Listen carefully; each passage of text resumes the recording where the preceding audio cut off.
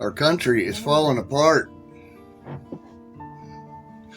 Hey, rednecks. I know it's been a while since I made a vlog, huh?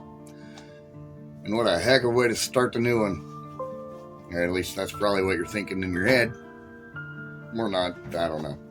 Because lately, I don't seem to know much.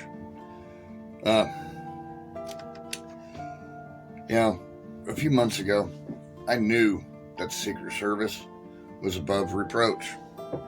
I knew it. I knew that the Secret Service could not be swayed by political bias.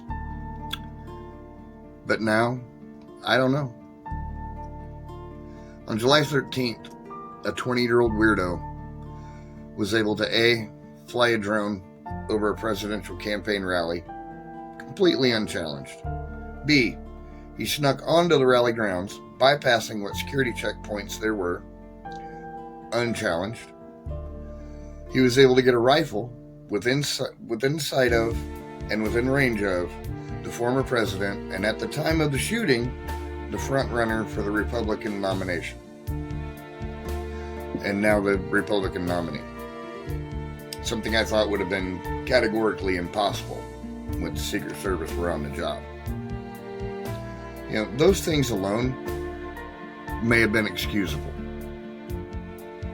if they had not pegged this kid as a person of interest as much as 2 hours before the shooting, and the president was still allowed to take the stage. 1 hour before the shooting, he was ID'd as a potential threat.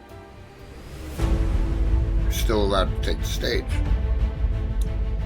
30 minutes before the kid opened fire, law enforcement officers noticed a man with a rangefinder. Trump was still allowed to take the stage. 20 minutes, and law enforcement take notice of the man again. Trump is still allowed to take the stage. 7 minutes before shots ring out, Trump takes the stage. 2 minutes before shots are fired, spectators shout at law enforcement that there is a man with a rifle on the rooftop. Trump is still allowed to remain on stage. 30 seconds before, a law enforcement officer confronts Crooks on the roof and is driven away when Crooks points his rifle at the law enforcement officer. Trump is allowed to remain on stage. At any point, any of these people could have got on the radio and been, "Shooter on the roof, get the president off the stage." Something. Nobody did anything. President Trump should have been kept in a secure holding area until it was determined whether Crooks was a threat or not. And once he was on stage, they could have pulled him off stage. Easily. I've seen him do it before. And, don't get me started on the comedy of errors that was his personal details response. I mean, they look like the freaking Keystone Cops. If you don't get the reference, just Google it. Shut up, you're making me feel old. Yeah. And then, 9 weeks later, at Trump's golf course, the guy was able to get a rifle within range of the president again. And luckily this time Secret Service was able to neutralize the threat before he got any shots off, and they were able to arrest the guy. They've been quiet about it since. I'm wondering why. And don't forget about the guy that got arrested because he was on an assassination mission for the nation of Iran. You can't make this crap up. Apparently they're mad because Trump ordered the assassination of Qasem Soleimani in January of 2020. They hit him with a Hellfire RX-9 or a Ginsu bomb, if you don't know what that is. You can Google that too. And it's why we have the best unhealthcare system in the world, and we don't have free healthcare.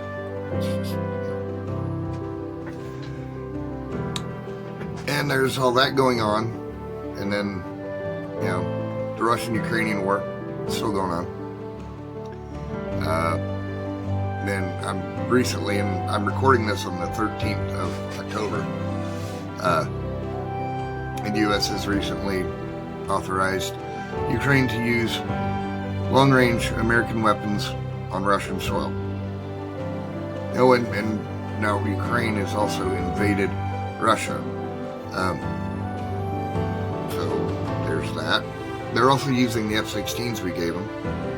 They're doing pretty good with them, but